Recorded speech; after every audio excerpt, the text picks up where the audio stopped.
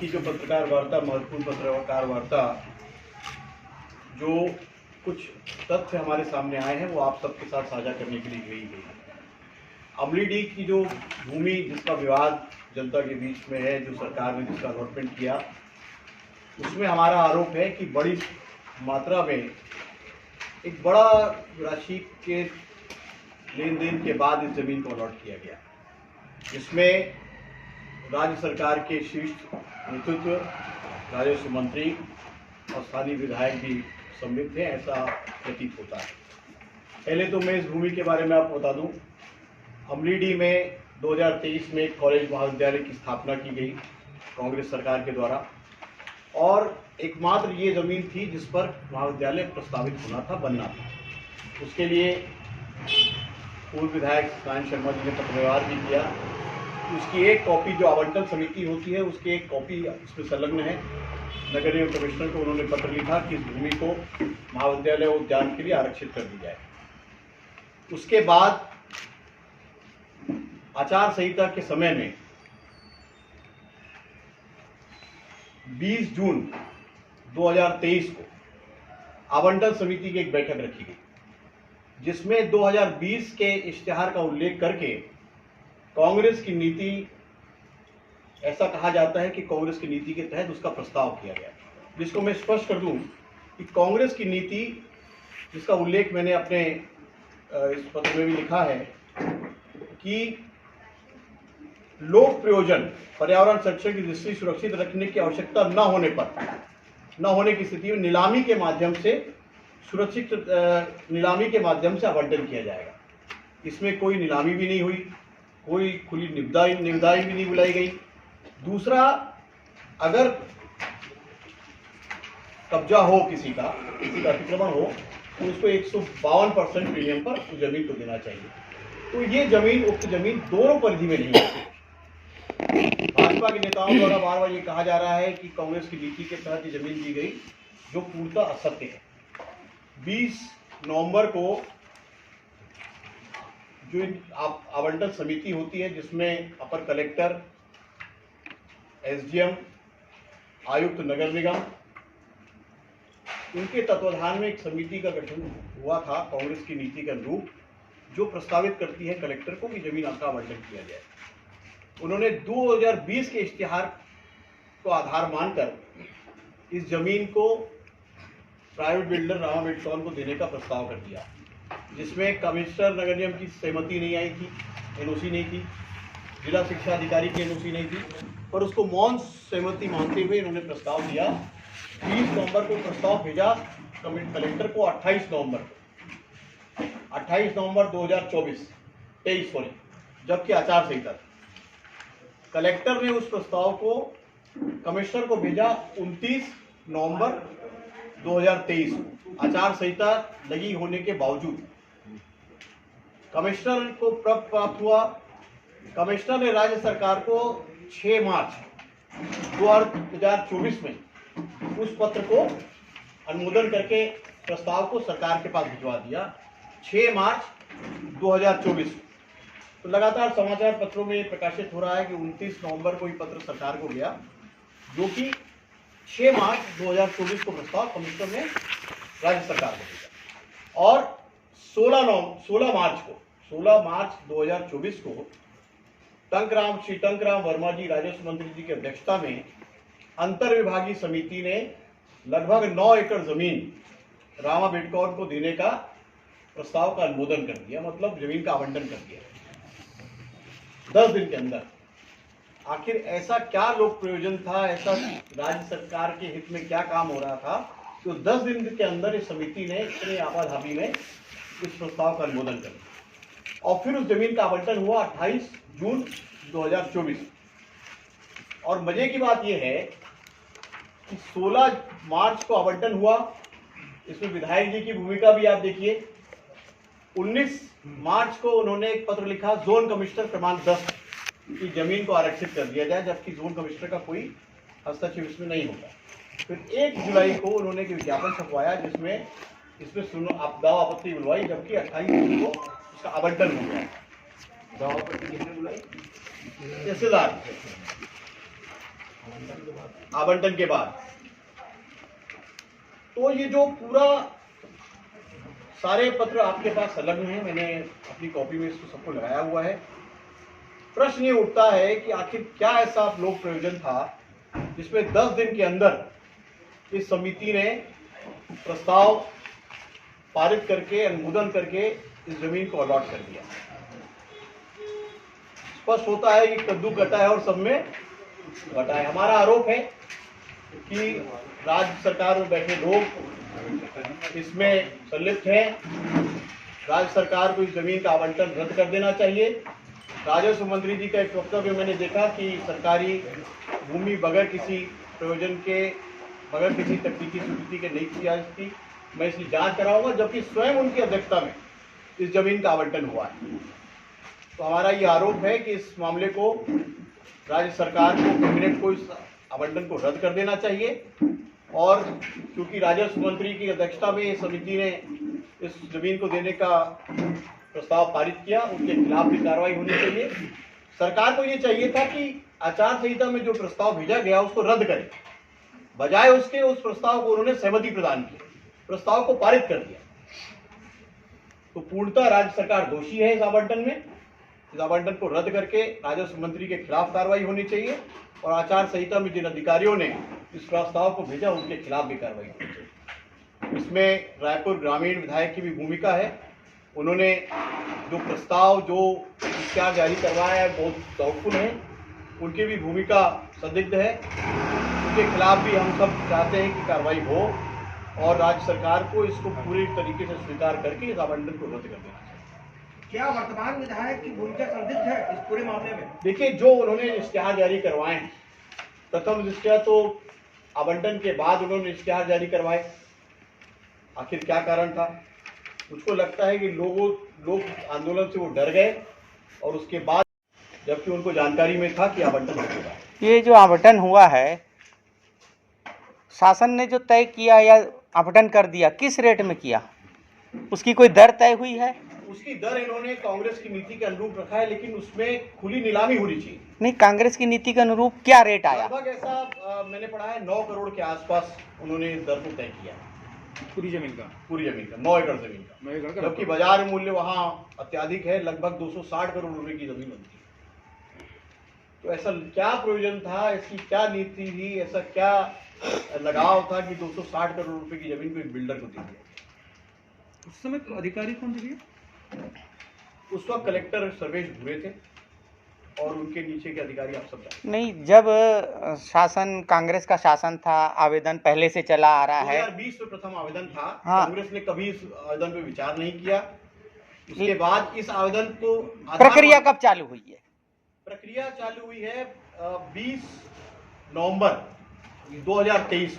मतलब तब तक आवेदन पे कोई कार्रवाई नहीं हुई थी, पेंडिंग पड़ा था। ऐसी जानकारी है कि उस आवेदन पे कोर्ट ने स्टे कर दिया। स्टे हटने के बाद आचार संहिता में प्रस्ताव को कलेक्टर को और कमिश्नर को भेजा गया। आप लोगों को कब जानकारी मिली है? देखिए, प्रथम देखिए ऐसा है, एक आचार संहिता में जब हजारों लोगों के पट्टे रोक दिए गए, आचार संहिता के नाम पर विभिन्न सामाजिक संस्थाओं के जमीन अलॉटमेंट के कार्य रोक दिए गए, तो आखिर इस आवेदन में ऐसा क्या विशेष था जो आचार संहिता के रहते हुए अधिकारियों ने इस प्रस्ताव को ऊपर भेजा? लोकसभा विधानसभा के मतगणना के 5 दिन पहले। अब देखिए, 17 नवंबर को पोलिंग हुई, 20 नवंबर को बैठक बुलाई गई आवंटन समिति की। नहीं तो सरकार तो उस समय कांग्रेस की थी, तो आचार संहिता में किसकी सरकार होती है? हमारे पट्टे तो नहीं दिए ना, हजारों गरीब लोगों के पट्टे मिलने थे, वो कहाँ दिए? आचार संहिता लग गई, कह दिए गए। अच्छा, उसके बाद उस प्रस्ताव को तो कमिश्नर पास भेजा गया ना, सरकार को तो नहीं भेजा गया। सरकार को तो गया ये प्रस्ताव 6 मार्च 2024 में। तो सरकार को चाहिए था कि आपने आचार संहिता प्रस्ताव कैसे भेज दिया, उसकी जांच कराते, रोक देते। उन्होंने 10 दिन के अंदर रिकॉर्ड, मेरे ख्याल से इतना जल्दी किसी का आवंटन आज तक नहीं हुआ होगा। अब क्या स्टेप लेंगे आप? क्या स्टेप है अगला आपका कि चलो? लोक प्रयोजन, लोकहित भी नहीं था इसमें। ये तो एक बिल्डर को लाभ पहुंचाने के लिए राज्य सरकार ने इस आवंटन को किया। नहीं, चलो आपके अनुसार स्पष्ट मौजूदा विधायक मोतीलाल साहू ये साफ कहा है कि पूर्व सरकार द्वारा सिर्फ वहाँ पर नारियल ही नारियल फोड़े, उसके सिवा कुछ नहीं किया और डायरेक्ट पूर्व सरकार पर आरोप लगा रहे हैं। देखिए 2019 में एक बार पूर्व माध्यमिक शाला के लिए वहाँ भूमि पूजन किया गया था, लेकिन कॉलेज खुलने के बाद सारे लोग का ये मत था कि वहाँ कॉलेज खुले, उसके लिए पत्रचार भी किया गया, उसकी कॉपी भी इसमें अटैच है। तो कांग्रेस सरकार ने बिल्डर को तो नहीं दिया ना, हमारी सरकार आती तो हम कॉलेज के अलॉट कराते, लेकिन किसी बिल्डर को देने का अगर नियति होती तो 2020 में आवेदन था तो पहले दिया जा सकता था, लेकिन आवंटन तो भाजपा की सरकार में हुआ, टंकराम वर्मा जी की अध्यक्षता की समिति ने की, और क्या लोकहित था उस समय उस आवंटन के पीछे, ये समझ के परे। आप लोगों को जानकारी कब मिली कि सब हुआ है, जमीन को लेकर आवंटन हुआ और पूरी प्रक्रिया के बारे में? देखिए इस चीज को बड़ा गोपनीय रखा गया, अखबारों के माध्यम से जब हमको जानकारी मिली तो हमारे एक साथी ने पूरी आरटीआई में जानकारी मांगी। उस आरटीआई की जानकारी के अनुसार सरकार के सब इसमें जवाब हैं, सारे पेपर्स अटैच हैं, वो 16 मार्च का आदेश अटैच है इसमें जो आवंटन समिति ने दिया है, आईडीसी ने दिया है, अंतर विभागीय समिति ने जो आदेश जारी किया है आवंटन का वो है, राज्य सरकार का आदेश है, इसमें सारी चीज़ें हैं। जब हमको ये जानकारी मिली कि 6 मार्च को कमिश्नर ने प्रस्ताव भेजा था, जो भाजपा का जो आरोप है कि आचार संहिता में कांग्रेस के लोगों ने भिजवाया, कांग्रेस के लोगों ने नहीं भिजवाया, आचार संहिता में किसी की सरकार नहीं होती, और अगर कमिश्नर चाहते तो आचार संहिता में जो प्रस्ताव आया था उसको रोक लगा सकते, अगर हमारी सरकार होती तो हम उस आदेश को जरूर रद्द करते। ये क्रिस प्रयोजन के लिए दिया गई जमीन, ये इसमें प्रयोजन क्या बताया यूज ऑफ लैंड चेंज करके आवासी करने के बाद वहाँ एक टाउनशिप बनाई जाती है। अभी जो टाउनशिप बनने में कोई लोकहित नहीं है, वो एक व्यापारी अपने दरों पर आम लोगों को बेचता, तो अभी क्या लोकहित था मैं इस बात को समझ नहीं पा रहा। अभी आप लोग क्या एक्शन लेंगे, क्या अगला स्टेप है आप लोगों का? लोग लड़ रहे हैं, आंदोलन जारी है, कांग्रेस ने भी इस बारे में आंदोलन किया है और हम सड़क की लड़ाई लड़ेंगे जब तक इस आवंटन को सरकार रद्द नहीं कर देती और दोषियों के खिलाफ कार्रवाई नहीं करती। टंकराम वर्मा स्वयं दोषी हैं, जिनके अध्यक्षता में समिति ने इस लैंड का अलॉटमेंट किया वो दोषी हैं, और अधिकारी दोषी हैं जिन्होंने आचार संहिता में प्रस्ताव को भेजा। ऐसे त्रुटिपूर्वक आवंटन को रद्द कर देना चाहिए और उनके खिलाफ कार्रवाई होगी। सबसे महत्वपूर्ण प्रश्न ये उठता है कि पूर्व विधायक सत्यनारायण शर्मा जी ने 27/6 को एक पत्र लिखा है आयुक्त नगर निगम को, उन्होंने 4 एकड़ जमीन में उद्यान निर्माण की मांग भी की है, और 5 एकड़ महाविद्यालय के लिए 5 एकड़ महाविद्यालय के लिए। तो क्या यह भूमि आवंटित थी जिसके आधार पे ये कहा जा रहा है कि इसको उद्यान का निर्माण किया जाए या महाविद्यालय के लिए प्रस्तावित? देखिए ये एकमात्र सरकारी जमीन वहाँ 4 वार्ड के बीच में एकमात्र सरकारी जमीन है जिस पर लोक प्रयोजन होना था, कॉलेज बनना था, उस पूरे एरिया में एक भी उद्यान नहीं है, वो भी होना था, इसलिए अपन कह सकते हैं कि जमीन लोक प्रयोजन के लिए थी। ये एनओसी जारी हुआ है जो 20 मई का 4-5 विभाग का है, एक ही दिन एक ही समय में कैसे एक एनओसी जारी कर दिया, कैसे परमिशन मिल रहा है?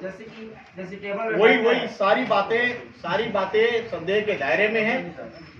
अधिकारियों के दबाव में विभागों ने एक ही दिन एनओसी जारी कर दिया और ये 20 नवंबर के बाद की एनओसी। किसी राजकुमार दुबे ने कोर्ट में मामला दायर किया था, वो क्या मामला आपने नहीं बताया? देखिए वो जब इन्होंने भूमि आवंटन की मांग की तो उन्होंने कहा जो मुझको जानकारी है, क्योंकि मुझको उस बारे में पूरी जानकारी नहीं है, उन्होंने 2011 में सुप्रीम कोर्ट ने कहा था कि जो भी निस्तारी की भूमि है सरकार उसका परीक्षण करे, ये इसको कोर्ट नहीं करेगा बिकॉज सब डिविजनल मामला है और जब तक पूरी जानकारी हो तब तक मैं आपको एग्जैक्टली नहीं बता सकता। तो 2014 में सरकार ने एफिडेविट दी है, कमेटी ने मंत्रिमंडल की इसको 16 जून को जारी किया, ये तो अभी मालूम चला है। तो बगैर तथ्यों के अगर हम आरोप लगाते तो मेरे ख्याल से वो जस्टिफाई नहीं है। क्या ये मुद्दे को पूरा राज्य स्तर में जाएगा, ये मुद्दा जन जन तक करेगा? आज मैंने आपके साथ जानकारी साझा की है। हम प्रदेश नेतृत्व से चर्चा करके इस मामले को और प्रदेश स्तर में उठाने का प्रयास करेंगे और विधानसभा में उठेगा ये मामला? विधानसभा में भी हम चर्चा करेंगे, नेता प्रतिपक्ष से बात करके इस मामले को और भी आगे बढ़ाएगा। जब 28 जून 2024 को सरकार ने इस आवंटन आदेश को जारी किया, 1 जुलाई को तहसीलदार के यहाँ से उन्होंने इस पर आरक्षित करने की लाभार्थी मंगाई। ये स्पष्ट होता है कि विधायक जी की संलिप्तता भी इस मामले में है और लोगों के भय से उन्होंने इश्तिहार जारी करवाया, जिसमें विधायक जी भी पूर्णतः दोषी हैं। हमारी ये मांग है दोषियों के खिलाफ कार्रवाई हो, और जिस प्रकार से कांग्रेस ने टाटा की ज़मीन लोगों को वापस दिलाई थी, ये ज़मीन वापस सरकारी रिकॉर्ड में दर्ज हो, यहाँ महाविद्यालय की स्थापना हो, ये सारे लोग चाहते हैं। ये मामला आचार संहिता की परिधि में कलेक्टर ने 29/11/2023 को कमिश्नर को भेजा, और कमिश्नर ने 6 मार्च 2024 को राज्य सरकार को ये प्रस्ताव अनुमोदित करके आगे भेजा। लगभग 16 मार्च में बैठक हुई, जो अंतर विभागीय कमेटी होती है कैबिनेट की, उसने 16 मार्च 2024 को टंकराम जी की अध्यक्षता में विभिन्न अधिकारियों के उपस्थिति में इस प्रस्ताव को पारित करके रामा बिल्डर को लगभग 9 एकड़ जमीन अलॉट कर दी, जिसका आदेश 28 जून 2024 को हुआ। ये सीधी आचार संहिता का उल्लंघन था जो अधिकारियों ने प्रस्ताव भेजा। उसके बाद राज्य सरकार को ये चाहिए था कि इस प्रस्ताव को खारिज कर देती कि आचार संहिता में प्रस्ताव कैसे आया, लेकिन बजाय इसके उन्होंने इस भूमि को अलॉट कर दिया, जिसका आदेश 28 जून 2024 को इस आदेश को जारी किया गया। हमारा स्पष्ट आरोप है, आखिर क्या जरूरी था कि 10 दिन के अंदर मंत्रिमंडल की उप समिति ने इसका प्रस्ताव जारी कर दिया? क्या ऐसा मोह था? इसमें स्पष्ट है कि एक व्यवसायी को लाभ पहुंचाने के लिए मंत्रिमंडल की उप समिति ने ऐसा किया, जिसमें टंकराम वर्मा जी जो राजस्व मंत्री है वो दोषी हैं। इसके बाद हमारी ये मांग है कि राज्य सरकार इस आवंटन को रद्द करे और दोषियों के खिलाफ, दोषी मंत्री के खिलाफ और अधिकारियों के खिलाफ कार्रवाई हो, और सारी बातें स्पष्ट लोगों के सामने आनी चाहिए।